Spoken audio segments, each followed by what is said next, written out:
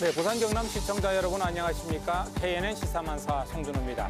설 연휴 첫날 공항에서 또 역에서 귀향 인사를 하는 정치인들은 모두 설 연휴가 주는 이른바 장터 효과를 기대하며 연신 고개를 숙입니다. 오늘 시사만사에서는 지난 닷새간 설 연휴가 우리 불경 지역 여론에는 어떤 영향을 끼쳤는지를 한번 분석해 봅니다. 이와 함께 정부의 단독주택 공시가격 조정의 여파도 전문가들과 함께 알아봅니다. 먼저 오늘 첫 순서 데이터를 보며 풀어보는 우리 지역의 정치 이야기 데이터 앤 이슈입니다.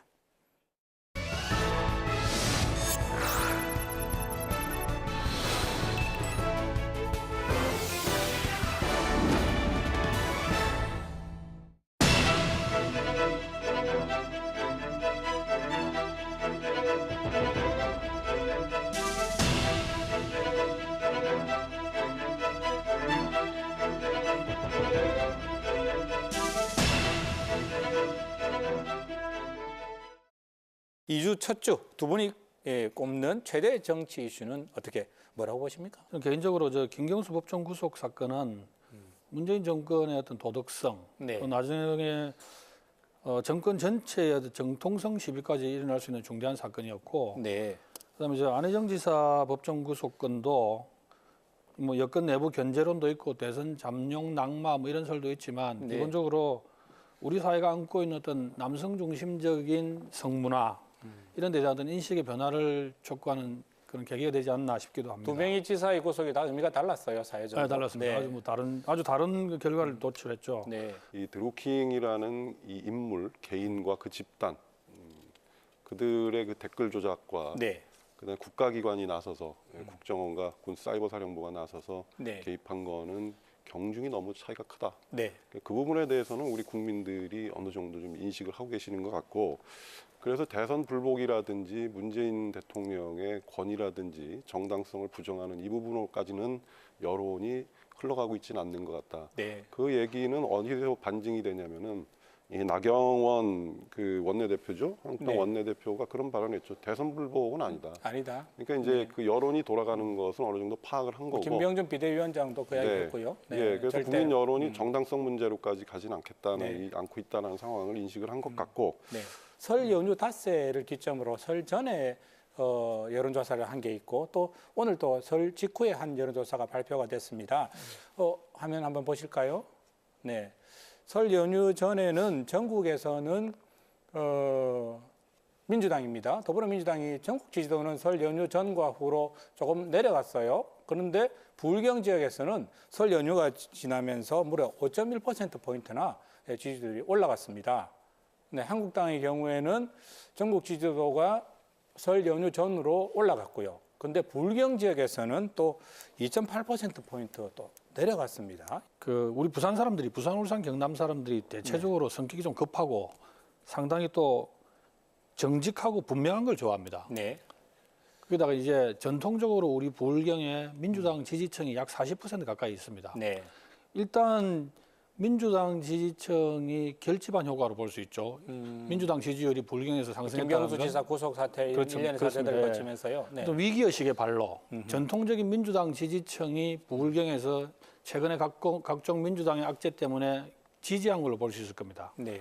그다음에 한국당 지지율이 떨어진 부분은 어떻게 해석할 수 있냐면 이게 좀 전에 제가 말씀드렸던 부울경 지역의 지역 특성, 지역민들의 특성, 이게 상대방의 약점을 물고 늘어지거나 네. 뭐 이게 안 좋은 면을 계속 강조해서 자기가 이득을 채우려고 하는 걸 상당히 싫어하는 것 같아요. 대통령 책임론까지 제기되고 네, 하는 뭐 지금 그런 아직 부분들. 네. 김경수 지사 법정 구속이 1심의 결과인데 네. 이걸 좀 우리 진 교수님 말씀하신 것처럼 침소봉대에서 뭐 대선 불복 뭐 이게 이렇게까지 나오는 건 좀 섣부른 거 아니냐. 네. 이런 자유한국당의 섣부른 잘못된 대응이 오히려 부울경 지역의 민심을 역으로 자극한 것 같아요. 자, 한 번의 여론조사로 이게 정확하게 패턴을 읽어내기는 사실 쉽지 않습니다. 예, 어려운 쉽지 부분이긴 않습니다. 한데 그렇다 하더라도 이게 설 전과 후로 그 한국당과 민주당의 지지율이 부울경 지역에서 뒤집혀졌단 말이죠. 이제 민주당이 더 지지율이 높아졌단 말이죠. 설 전에는 한국당이 높았는데 이거는 한번 지켜봐야 되지 않을까요? 의미 있게. 예, 뭐 지금 자료에서 보셨다시피 뭐 민주당은 5.1% 포인트가 올랐죠. 네, 오차범위 밖으로 네. 올랐습니다. 그런데 이제 그 한국당은 네. 2.8% 포인트 떨어졌거든요. 네. 오차범위 아닙니다. 그래서 그거는 좀 의미가 없어 보이는데 음흠. 제가 보기에는 그 청와대와 네. 그다음에 부울경 이 지역 민주당이 상당히 좀 노력을 하지 않았습니까? 왜냐하면은 이 여론이 상당히 안 좋았고 네. 오히려 대구 경북보다 이 여론이 안 좋은 상황이었기 때문에 그래서 상당히 좀 선제적으로 상당히 많은 공을 들였죠. 네. 예를 들어서 뭐 이번에 남부 내륙 고속철도라든지 그다음에 또 이 동남권 신공항을 또 오 시장이 또 강하게 또 추진하고 있고 네. 그다음에 고등학교 무상급식도 또 연차적으로 이제 도입이 되면 학교가 초중고가 전부 다 무상급식이 되는 이런 것도 좀 효과가 있고 어린이집도 네. 이제 7시 반까지 또 운영을 연장하고 이런 그 오 시장님이 좀 저돌적으로 이렇게 추진하는 것들이 네. 어느 정도 좀 맥히는 부분이 있는 것 같다. 그런 생각이 좀 들고요.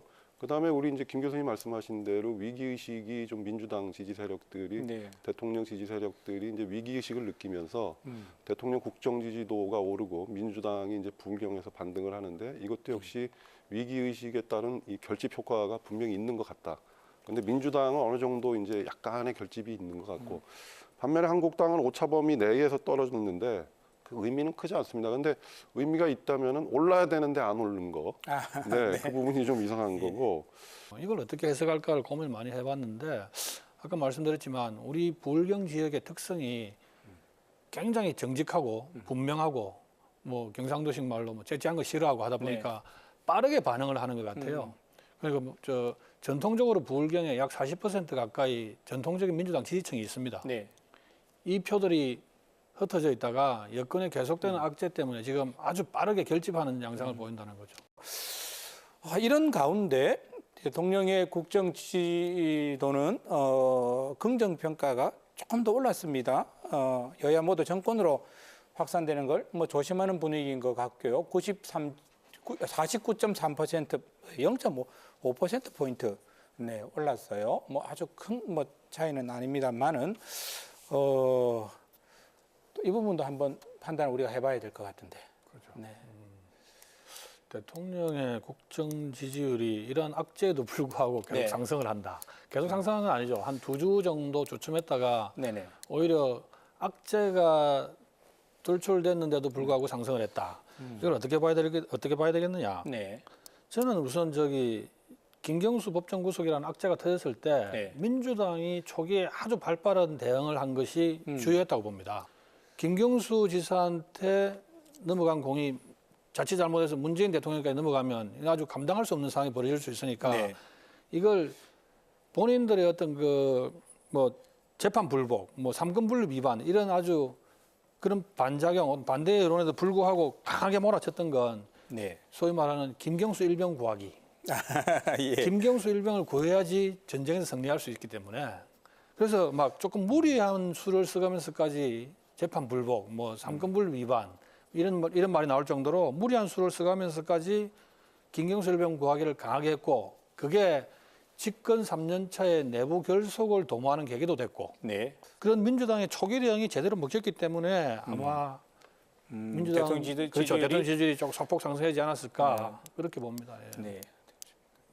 그 지금 결집이죠. 그 처음에 그 이런 얘기가 나왔었죠. 자유한국당 대변인이 이런 얘기했습니다. 이제는 대통령이 인지하고 관여했는지 네. 도핑 사건을 그걸 밝혀라 이런 얘기를 이제 뭐 했었는데 그 네. 이후에 이런 말은 이제 뭐 대통령 한마디도 안 특검, 하거든요. 대통령 특검 이야기까지 예. 뭐 일부에서 주장하기도 그런 말 한마디도 했었죠. 안 하고 아까 이제 네. 나경원 원내대표도 그렇고 대변인들도 이런 얘기는 안 한 거거든요. 왜냐하면은 오히려 민주당의 결집, 대통령에 대한 국정 지지도 상승으로 귀결이 됐기 때문에 네.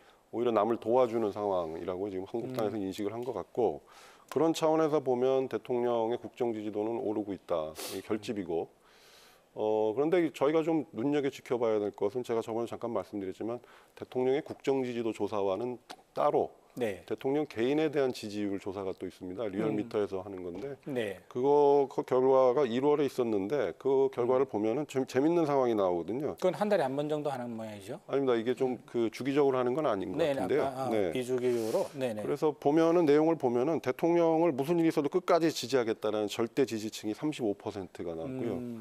그다음에 유동적 지지입니다. 지금은 지지하는데 문제가 생기면 지지 않을 수도 있다. 이게 네. 이제 25%. 그러니까 대통령에 대한 이 개인적인 지지도가 네. 60%가 되는 겁니다. 저번에 네. 잠깐 말씀드렸지만 반면에 이제 무슨 일이 있어도 난 반대다. 절대 네. 반대가 20%. 이 소위 말하는 이제 태극기 부대라든지 박근혜 전 대통령 지지 네. 세력들이죠. 그 다음에 유동적 반대입니다. 지금은 반대하지만 좋은 일을 하면은 네. 정책이 잘 풀리면 지지할 수 있다가 17%거든요. 그러면 뭐 그래서 네. 80%까지 올라가기도 했군요. 그 앞으로 이제 대통령께서 청와대에서 그다음에 지금 정부가 이 북핵 네. 문제라든지 경제 문제, 그다음에 사법 개혁, 네. 그다음에 여타의 이제 이 적폐 청산 이런 것들을 주도해 나가면 대통령 지지도는 최소 60 이상으로 오를 수 있는 부분이 있다. 근데 잘못할 경우에는 이제 핵심 지지층만 남은 35%까지 떨어질 수 있는. 그래서 60 이상과 35%이 사이에서 이제 앞으로의 정국과 대통령의 이 정치적인 운명은 결정되지 않는가 이렇게 볼 수 있다고 저는 생각이 드네요. 대통령 지지율이 50%를 사실 넘기를 바랍니다. 왜냐하면 갑작스러운 고백을. 아닙니다. 저는 지금 대통령 지지율이 50%를 넘기 힘들다고 보지만 네. 현실적인 여건상 대통령 지지율이 50%를 넘기 힘들다고 보지만 대통령 지지율이 50%를 넘어서 70%, 80% 국정 초반에 문재인 대통령이 지지를 받았던 것처럼 그런 상황이 왔으면 좋겠어요. 네. 대통령 지지율이 제고된다는 건 그만큼 국민이 더 살기 좋다는 거거든요. 네. 안보 문제든 경제 문제든 모든 문제가 잘 해결돼 가지고 대통령 지지율이 고점을 찍고 제가 그 송국장님한테 밥을 사는 한이 있더라도 50%를 넘어서서 좋은 결과가 나왔으면 좋겠습니다. 저한테도 사실 예. 다만 이거 지금 그것만 지켰습니다. 예, 대통령 지지율하고는 상관없이 네. 이건 지금 여야 모두 확전을 지금 조심하는 이유가 있습니다. 이건 아주 재밌는 내용인데요. 지금 여당이든 야당이든 지금 이게 대선 불복 프레임이라는 이 구도에 갇히게 되면 네. 전혀 예상하지 못했던 결과가 초래될 수 있기 때문에 네. 오히려 지금 자유한국당에서 오히려 더 몸을 사리는 것 같아요. 과거에 2004년도 17대 총선 때 네. 그 당시 그 한나라당, 새천년 민주당이 그 노무현 대통령 탄핵을 추진하다가 제대로 후폭풍을 맞았죠.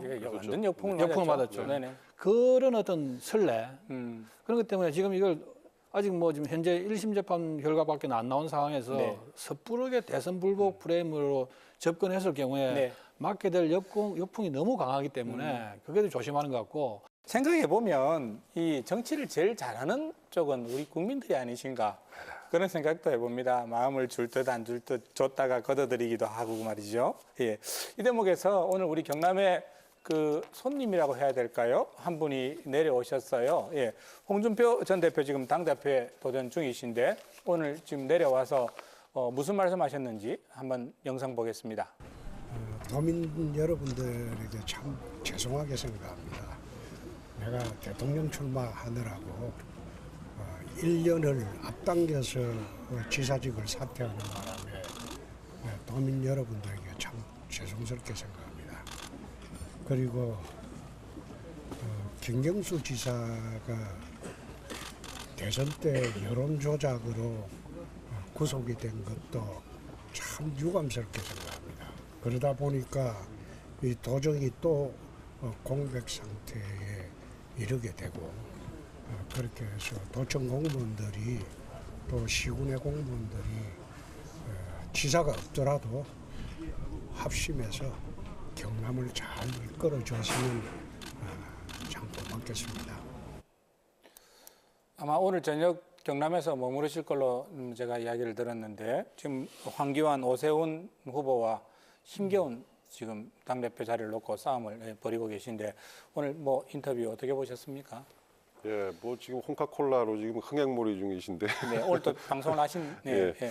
그래도 요즘 그 홍 전 대표님 보면 상당히 재밌습니다. 그래서 그 지금 뭐 박근혜 전 대통령 그다음에 이명박 전 대통령도 이제 사면하라 뭐 이런 얘기도 하시고 이번에 또 경남으로 내려와서 조금 전에 이제 그 사퇴한 거에 대해서 사죄도 하고 김경수 도지사 유감이다 이런 얘기까지 하는데 상당히 좀 정치적인 언급인 네. 건 맞고요. 뭐 우리 시민들 다 아시는 것 같고 그래도 좀 그 황교안 대세론이 있는데 네. 좀 힘겹은 싸움이지만 그래도 본인이 도지사까지 했던 이 경남에 와서 이 노력하는 모습 보면 어찌 좀 안쓰러운 모습이 보이기도 하는 것 같습니다. 저는.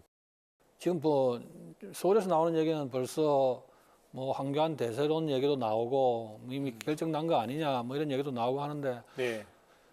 잘 모르겠습니다. 어느 쪽이 되든 황교안 전 총리가 되든 홍준표 지사나 전 지사나 오세훈 전 서울시장이 되든 네. 뭔가 이번에 자유한국당이 현 정권 문재인 정권을 제대로 견제해서 네. 이 지금 대한민국의 여야가 균형을 맞춰서 실제로 국민들의 삶이 좀 더 개선되고 나아질 수 있는 제대로 된 정치 세력으로 성장했으면 합니다. 네, 알겠습니다. 사실 뭐 이거 지금 저 이야기 나누다 보니까 시간이 또 훌쩍 너무 많이 지나갔습니다. 이 다음에 질문으로 지금 뭐 저기 북미 정상회담부터 여러 가지 질문들이 준비되어 있는데 지금 다 뛰어넘어야 될 것 같고요. 이 마지막 질문으로 넘어가야 될 것 같습니다. 예. 다음 주 대통령 국정 지지도 또 정장 지지도 이야기로 좀 넘어가야 될 것 같은데요. 어떻게 보십니까? 지금 새로운 변수들이 또 어떤 변수들이 나타날지 우리가 당장 예단할 수는 없습니다만은 예. 다음 주는 또 어떻게 상황이 달라질 걸로 또 주요 변수는 또 뭐가 있을 걸로 예, 우리가 추측해 볼 수 있을까요? 제가 보기에는 아까 말씀드린 대통령 개인에 대한 지지도 60%, 그 부분이 상당히 중요한 요인이고 우리가 지켜봐야 될 것 네. 같고요. 국정 지지도도 일정 정도 또 오른다고 저는 봅니다. 왜냐하면 이 결집 효과가 당분간 지속될 것 같고. 네. 근데 제가 좀 관심을 갖고 지켜보고 있는 것은 이 대통령 국정 지지도, 그다음에 대통령 개인에 대한 지지도와 민주당 당에 대한 지지도가 지금 이완이 되고 있다라는 거거든요. 네. 그래서 민주당이 특단의 노력을 하지 않으면 네. 민주당은 앞으로 더 어려워질 수 있다. 그래서 민주당이 그 집토끼를 잘 잡아야 되고 네. 그러기 위해서는 지금 선거법 개정에서 기득권 모습을 보이고 있는데 이런 네. 부분도 반성을 해야 되고 그다음에 적폐청산 이 부분에도 강하게 나서야 되고 네. 또 모든 국민들이 원하고 있는 경제 문제 네. 이 부분도 강력히 나서야 되고 남북 관계에도 민주당이 좀 역할을 해야지. 그렇지 않으면은 대통령 국정 지지도는 공고하게 남아 있는데 민주당의 지지율은 계속 하락하는 네. 이런 상황도 발생할 수 있지 않나 이런 우려가 좀 됩니다. 네. 다음 주는 아무래도 지금 토마스 비변이죠. 네. 지금 북한과 미국 간의 실무협상단의 협상이 끝나거나 아니면 계속되거나 어쨌든 그 여파가 다음 주 주중 전체를 관통할 것 같아요. 왜냐하면 제2차 북미 정상회담이 우리나라의 우리 국가와 민족에 던지는 파장이 너무 크기 때문에 네. 아무래도 모든 정치적 이슈가 거기에 다 매몰될 수밖에 없겠죠. 블랙홀처럼 다음 주부터 블랙홀 빨아들이기 시작할 것이다. 그럴 겁니다. 예. 네. 다음 주에는 국내 정치가 북미 정상회담이라는 큰 주제에 다 파묻힐 거예요. 네. 다 파묻힐 건데 정상회담에 대한 기대가 원체 크기 때문에 이 정상회담이 잘 될 수 있도록 네. 실무 차원에서 협상도 잘 돼야 되겠고 설령 실무 차원에서 협상이 잘 되지 않더라도 정상회담에서 뭔가 우리 민족의 앞날을 네. 제대로 견인할 수 있는 결과가 도출됐으면 하고 네. 우리 자유한국당 차원에서는 전당대회 일정과 지금 북미 정상회담 일정이 묘하게 겹치는 바람에 네. 컨벤션 효과가 조금 떨어질 수도 있겠지만 조금 전에 제가 말씀드린 것처럼 제대로 된 보수 정당, 네. 제대로 된 어떤 보수 정당의 면모를 일신하기 위해서 여러 주자들이 지금 다음 주 한 주는 더 열심히 적극적으로 뛰는 한 주가 될 겁니다. 네. 또 이와 함께 또 아직까지 1월에 이어서 열리지 않고 있는 2월 국회 문제가 다음 주 여야 간의 협상이 또 어떻게 될지도 또 지켜봐야 될 상황인 것 같습니다. 오늘 데이터 보는 정치 데이터한 이슈였습니다. 고맙습니다.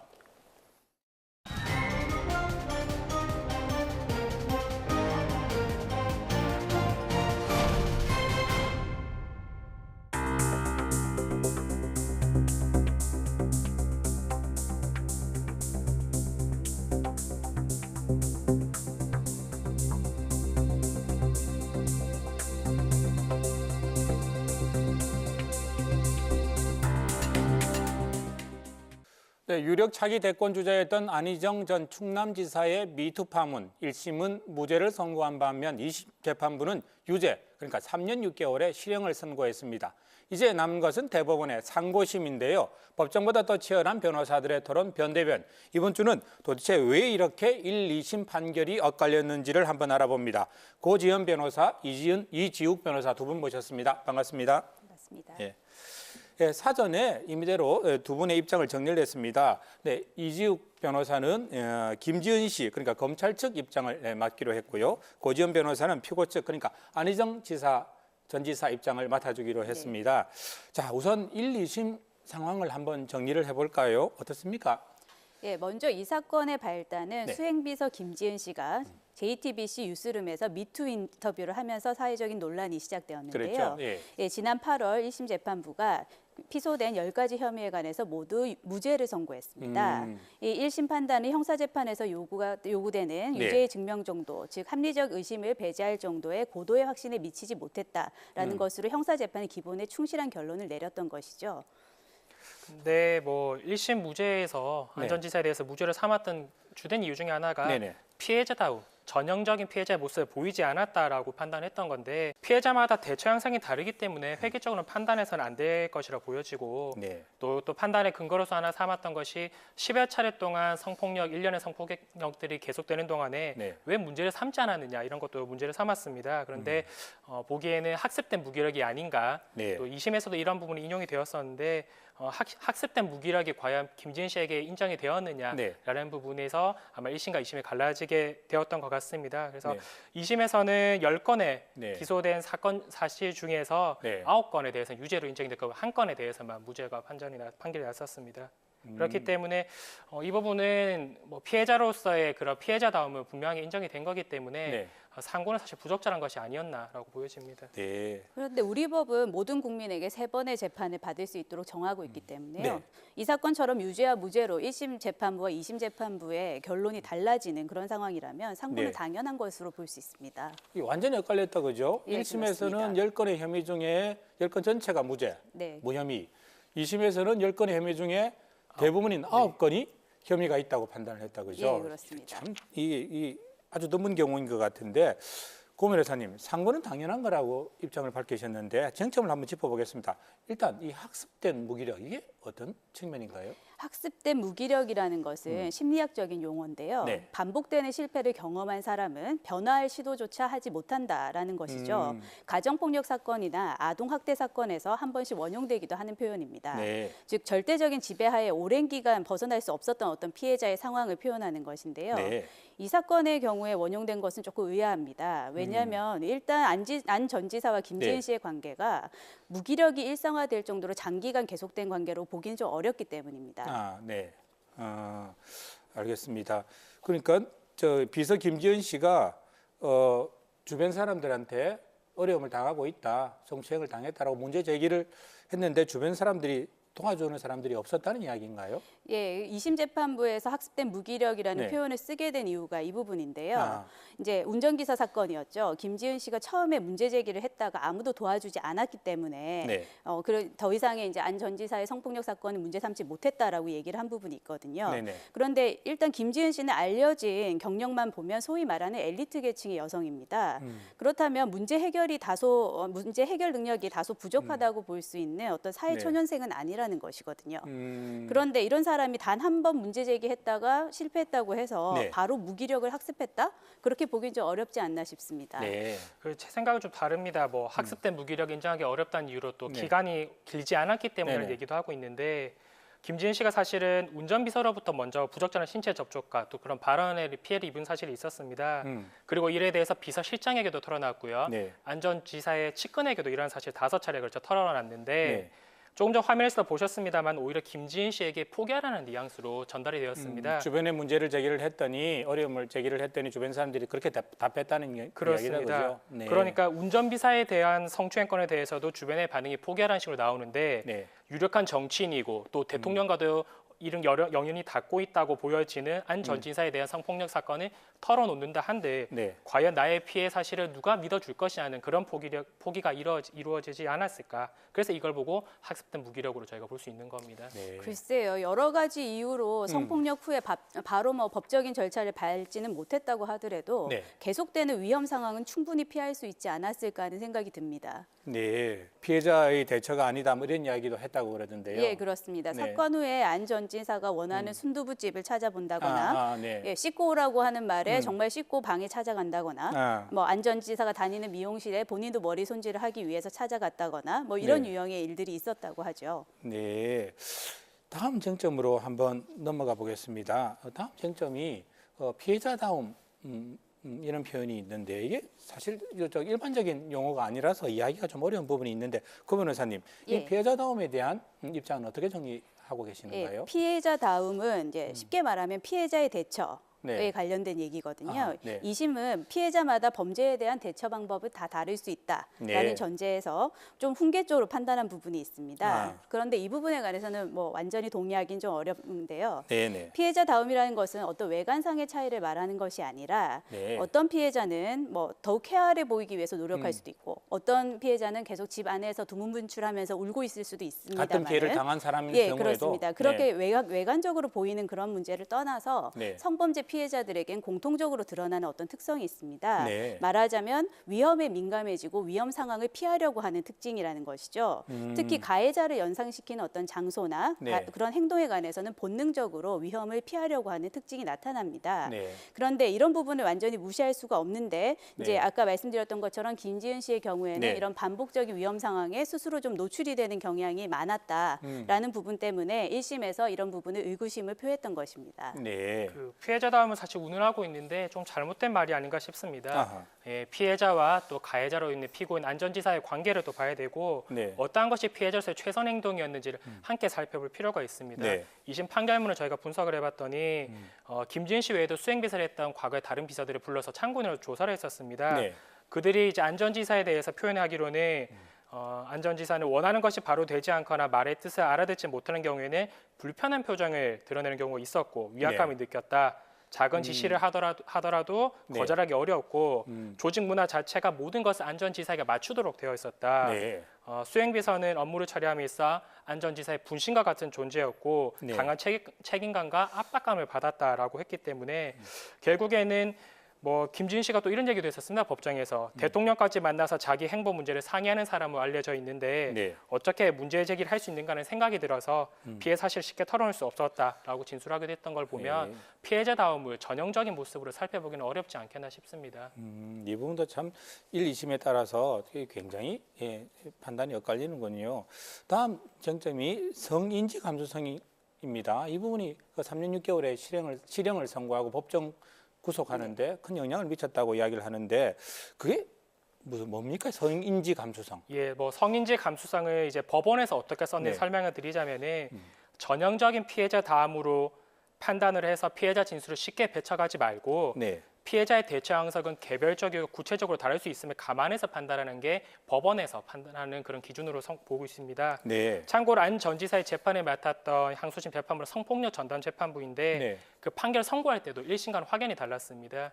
통상적인 형사사건의 판결은 죄에 따라서 구별을 하는데 네. 우리 항소심 판결에서는 시간적 순서에 따라서 판결이 이루어졌습니다. 네. 그래서 10여 차례 성폭력 과정에서 피고인과 피해자의 업무상 관계라든지 또는 네. 피고인과 피해자의 감정과 또 심리 상태, 개별 사건에 관련된 주변인들의 존재하였는지 여부, 주변 상황까지 전부 다 변화가 있었기 때문에 네. 이러한 사항들 전부 다 감안을 해서 네네.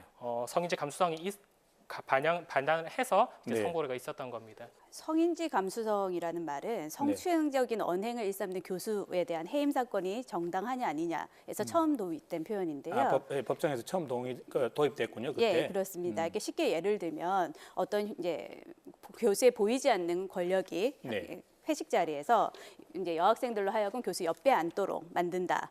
그런 경우에 이런 거를 이게 문제이냐 아니냐는 교수로서는 알 수 없는 것이고 네. 당시 강요받은 여학생들 입장에서 판단하라는 취지거든요. 아.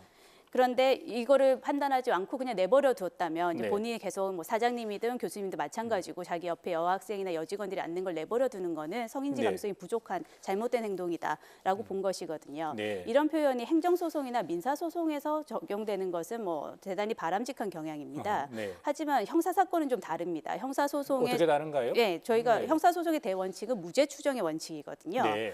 의심스러울 때는 피고인의 이익으로 판단을 해야 합니다. 한 명의 선의 피해자도 있어서는 안 된다는. 예, 그렇습니다. 측면이군요. 유명한 법원이 있죠. 10명의 네. 도둑을 놓치더라도 네. 한 사람의 억울한 사람을 만들어서는 안 된다. 네. 근데 이 사건의 경우에는 대립하는 진술만 존재하는 형사 사건입니다. 네. 성폭력 사건에서 성인지 감수성을 적용을 하는 순간 네. 모든 사건이 다 유죄가 됩니다. 피해자들은 자신의 기준에서 고소할 만하니까 고소한 사건이거든요. 네. 그런데 이거를 피해자 기준에서 판단하라라고 본다는 것은 네. 결국 법원이 무죄 추정의 원칙을 포기한 거나 다름없다 이렇게 보입니다. 저는 좀 좀 다르게 보는데요. 네. 성인지 감수성을 형사사건 적용하기 어렵다라고 말씀하셨는데 네. 성폭력 사건이야말로 성인지 감수성을 적용해야 되는 사건이 아닌가 싶습니다. 성폭력 사건의 상당수는 폐쇄적이고 네. 피해자와 가해자 두 사람만이 있는 경우에 발생 경우 대부분이기 때문에 네. 물적 증거를 찾기가 힘듭니다. 대부분 진술만 존재한다 그죠? 상당수가 그렇기 때문에 네. 예, 상황이라든지 피해자의 가해자와의 관계 또는 피해자 진술을 함께 살펴볼 수밖에 없는 거고요. 네. 안전지사의 진술이 또 일관되지 않았습니다. 음. 처음에 안전지사의 사건이 폭로가 되고 나서 비서실에서는 합의된 성관계였다라고 네네. 했고, 처음에 비서실에서 그렇게 발표를 했죠. 네. 그렇게 되었고 나중에 또 개인적으로 안전지사가 페이스북에 본인의 사과문을 올렸으면서 이 부분을 또 번복을 했었습니다. 네. 그랬다가 재판에 오고 나선 또다시 입장을 번복을 했고요. 그렇기 때문에 본인의 입장이 계속해서 번복이 되고 있기 때문에 네. 과연 무엇이 가해자의 진정한 의사였던 것인가라고도 보기 힘들 걸로 보여지고요. 네네. 또 뭐 호텔을 알아보기로 했다는 주장에 대해서도 어느 시점에 얘기한 것인지 기억나지 않는다고 본인의 진술조차도 뭐 제대로 밝히지 못한다든지 네네. KTX 차량 내에서도 뭐 추행이 있었다고 하는데 진술이 기억나지 않는다라고 또 혐의를 또 일부 부인하는 듯한 태도를 보였습니다. 그래서 재판부에서 이 부분에 대해서 진술을 명확하게 해달라고 호통을 치기도 했었는데 네. 가해자 또한 진술이 명확하지 않았던 부분들을 살펴봐야 될 것 같습니다. 네. 반면에 수행 비서였던 저 피해자 김지은 씨의 진술은 일관된 측면이 많았다고 아마 재판부가 판단했던 것 같네요. 2심 재판부에서는. 자, 그러면 우리 안희정 전 지사 상고심의 쟁점, 학습된 무기력 그리고 성인지 감수성 적용으로 좁힐 수 있겠는데 어떻습니까? 상고심 어떻게 예측할 수 있을까요? 일단 형사 사건의 경우에는 한 사람의 삶이 송두리째 뒤바뀔 수가 있기 때문에 네. 엄격한 사실 증명을 통해서 법관에게 유죄의 확신, 즉 합리적인 의심이 들지 않을 정도의 고도의 개연성을 요구하고 있습니다. 네. 2심이 1심과는 달리 안 전 지사에게 유죄로 판단하기 위해서 학습된 무기력이라는 표현, 그리고 성인지 감수성과 같은 여러 이론들을 끌어왔거든요. 네네. 이런 이론을 통해서만 설명할 수 있다고 하면 이미 네. 합리적인 의심이 생길 수밖에 없는 사건이라는 뜻이거든요.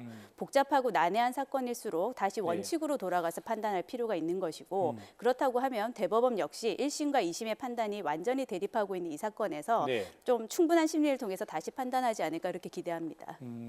지난해 유사한 사건이 하나 있었습니다. 아하. 대법 판결 확정까지 났던 사건인데 네. 10대 연습생들을 대상으로 추행하고 간음하고 강금까지 했던 연예 기획사 대표에 대해서 징역 6년형이 나왔던 사건이 있었습니다. 유명한 사건이었죠. 네. 예, 그 사건도 사실은 연예 기획사의 대표라는 절대적 지위를 가진 자와 네. 또 일개 연습생이라는 지위가 있었기 때문에 어떻게 보면 이런 비슷한 특수관계에 있어서 유사한 지위가 아니었나 보일 수 있는데 이 사건에 있어서도 재판부에서는 특정하게 정형화된 성범죄 피해자의 모습을 보이지 않는다고 해서 피해 사실이 없었다고 보기는 어렵다고 또 그래서 네. 피고는 굉장히 질타했었습니다.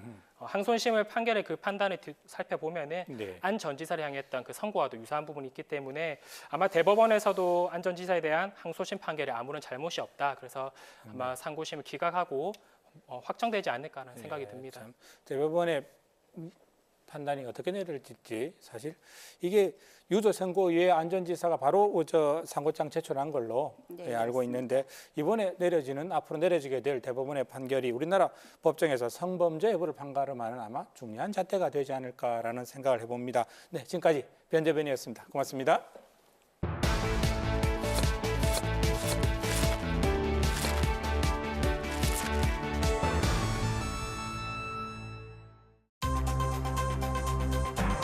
그 가격이 급등한 지역, 또 이제 시세하고 공시가격이 격차가 컸던 그런 부동산 그 유형이나 가격대의 단독주택에 대해서는 저희가 실거래가 반영을 해서 적극적으로 했습니다.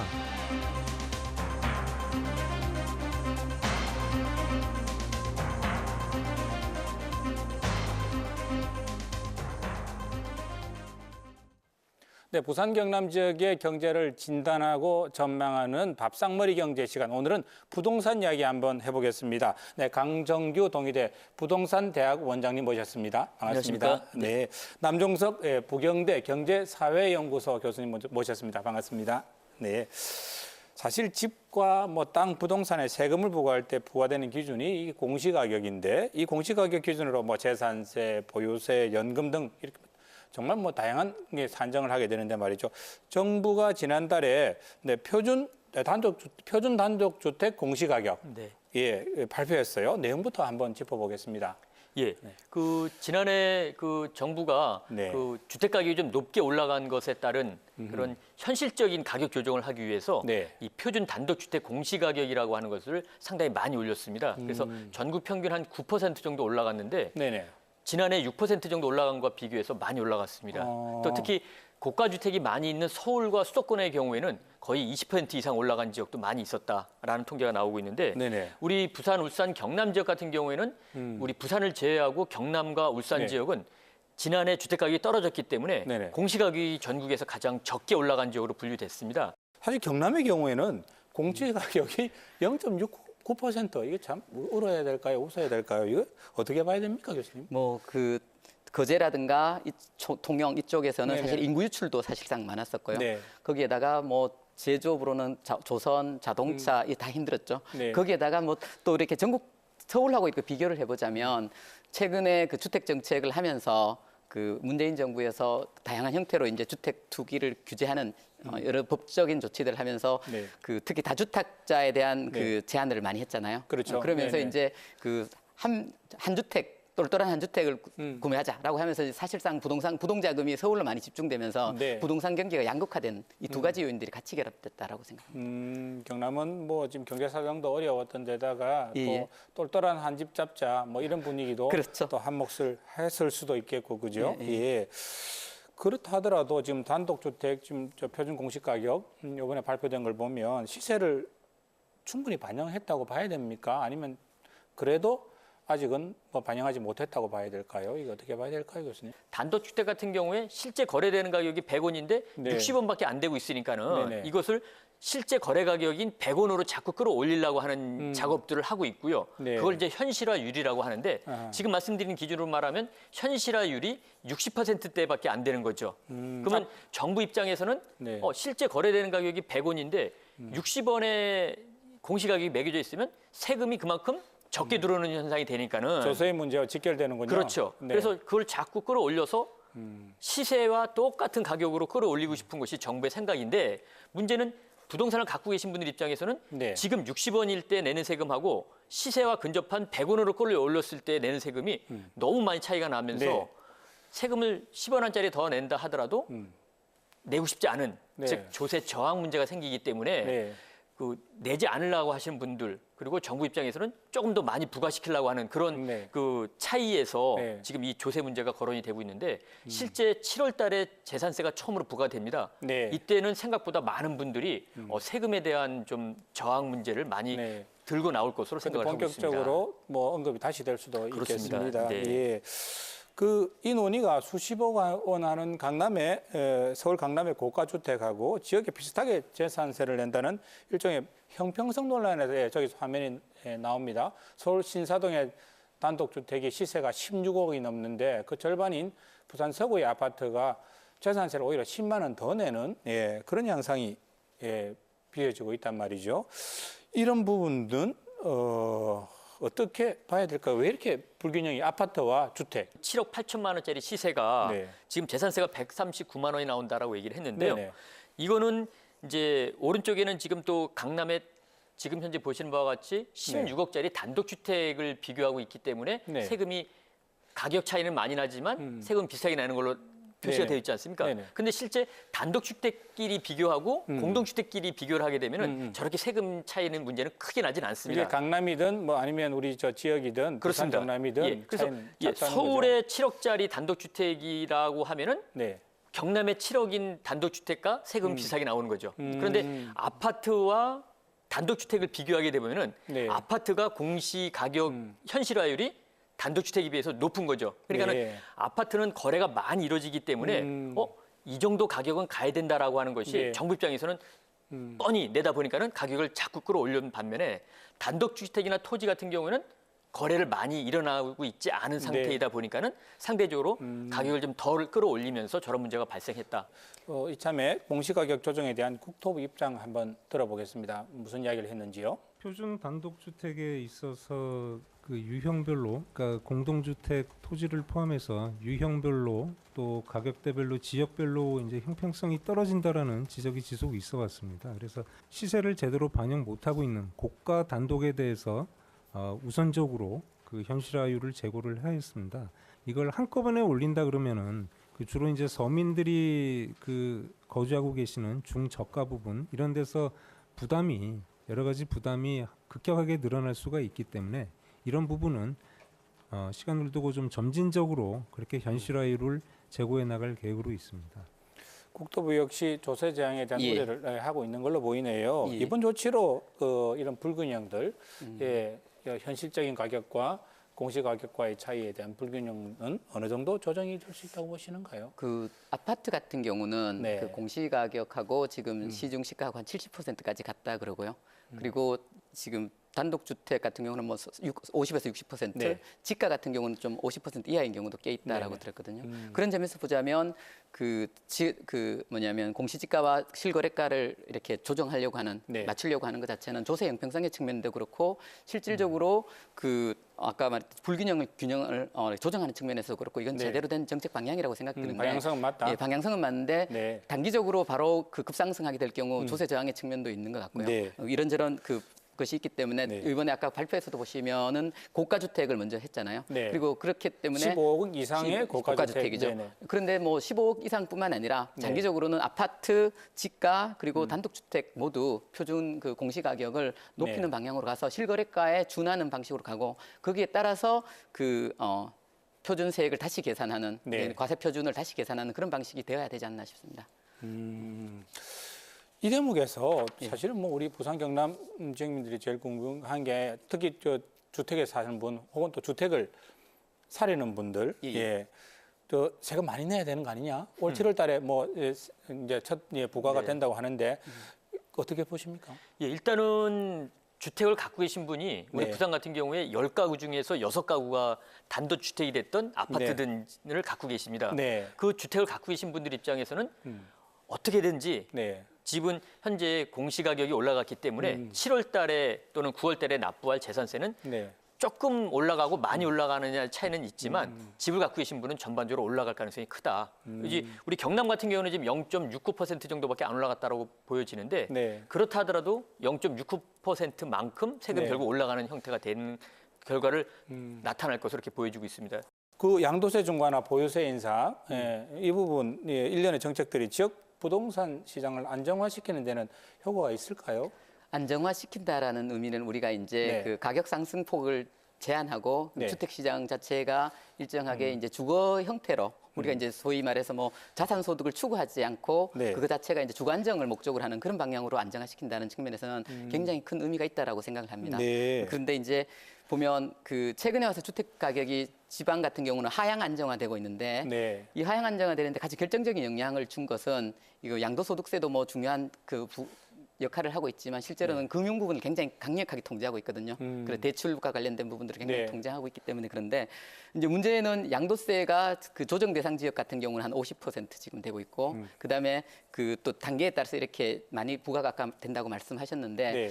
장기적으로는 그 양도세보다는 보유세를 높이는 게 장기적으로 맞거든요. 그런데 네. 우리 같은 경우는 아까 이제 뭐 조세 저항이 나타날 수 있다고 했는데 그 보유세를 올렸을 경우에 결국 그 시가의 실거래가로 공시가격이 올라가고 거기에 따라 가세 표준 자체도 이렇게 다시 올라가게 되면 보유세 자체의 비중은 계속 올라갈 수밖에 없는 측면인데 네. 그 부분들이 우리가 문화적으로 안 익숙해 있는 측면들은 좀 있는 것 같아요. 보니까 시민들도 그렇고요. 그러다 보니까 이제 세금이 올라가는 것 자체가 굉장히 네. 이렇게 이제 조세 저항이라는 것들이 있는데 점차 그 부분을 문화적으로 바꿔나가는 것도 필요하지 않는가 저는 그렇게 생각이 듭니다. 네. 교수님 어떻게 보십니까? 예, 일단은 뭐 지금같이 세금을 많이 올려서 부동산 가격을 낮추거나 또는 네. 조금 덜 올라가게 하는 정책들은요. 보는 시각에 따라서 차이는 분명히 있을 거로 보여집니다. 다만 현 정부 입장에서는 부동산 가격을 안정시키고 또 무주택자분들에게 내 집 마련을 좀 하기 위한 가격대를 좀 싸게 하기 위한 그런 것을 정책적 목표로 하고 있기 때문에 네. 정부 입장에서는 지금 같은 이런 안정 기조 또는 하락 기조가 무척 반가운 일이죠. 다만 우리 지역에서 봤을 때 네. 집을 한 채라도 갖고 계시는 10가구 중에 6가구에 해당되시는 분들은 네. 그래도 집값이 올라가 주면 좋겠다라는 생각을 가지실 거고요. 또 하나는 지금처럼 이렇게 안정화된 것들이 마냥 좋아할 수만 밖에 없는 것은 네. 그 일단 지금 부동산 가격이 조금 올라갔을 때에 그 집을 갖고 계신 분들이 소비하는 패턴하고 떨어졌을 때의 소비 패턴이 좀 달라질 수밖에 없고요.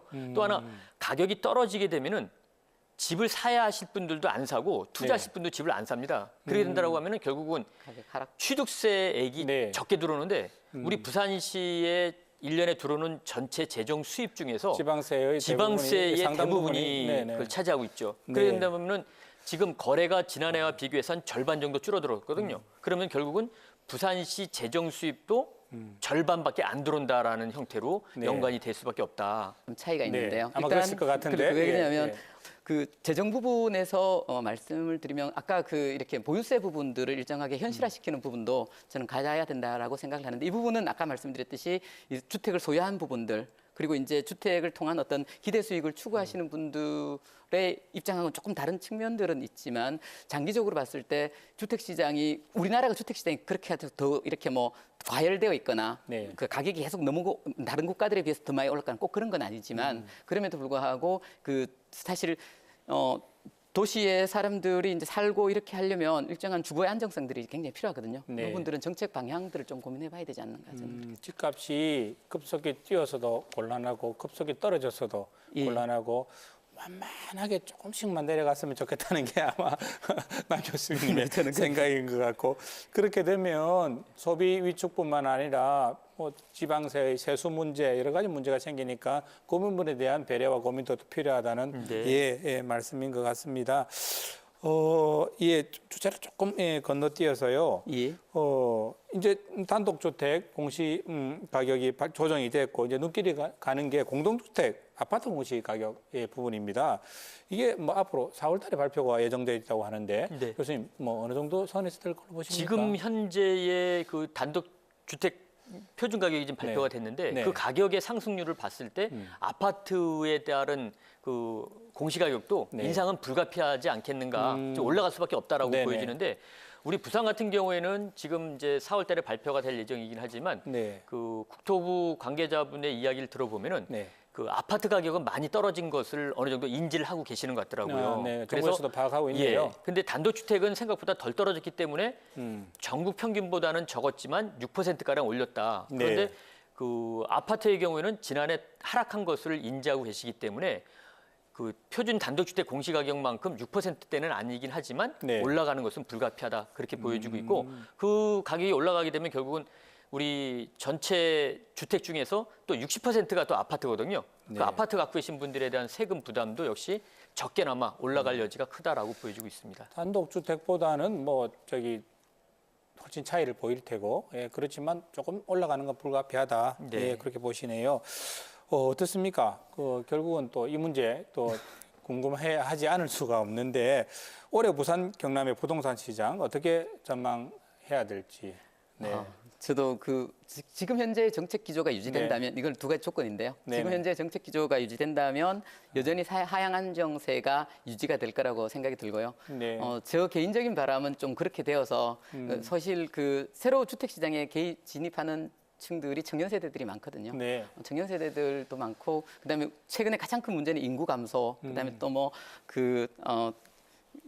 청년 세대들이 그 뭐냐면 절망감들을 느끼고 이런 것들이 많은데 네. 이런 부분들에서 그 주택 가격이 계속 상승하는 방식의 어떤 정책들은 조금 제한돼야 되지 않은가라는 생각인데 만약에 정부가 정책 기조를 바꾸게 된다면 그래서 네. 지금 현재 그 주택 시장을 규제하고 있는 다양한 조처들을 완화시킨다면 네. 주택 시장은 충분히 다시 성장할 수 있는 부분이라고 생각합니다. 그래서 정책 의지가 많이 결정할 것이다라고 결정하고 있습니다. 그게 가장 큰 변수이다. 예. 예, 교수님 어떻게 보십니까? 예, 일단은 지금 올해도 뭐 부동산 시장이 전반적으로 지난해 정도에 준한 네. 거래 침체와 가격은 하향 안정세가 지속될 가능성이 크다. 그 네. 이유로 꼽는 것은 일단 현 정부의 부동산 정책 기조가 가격 안정에 놓여져 있기 때문에 네. 그 가격 안정을 하기 위한 규제 정책이 앞으로도 계속 나오거나 유지할 거로 일단 보여지고 있습니다. 두 번째는 입주 물량이 우리 부산, 울산, 경남 사상 최대로 많은 해가 바로 올해입니다. 아, 그렇네요. 예. 네. 세 번째 이유는 지금 여러 지표들이 나오고 있긴 하지만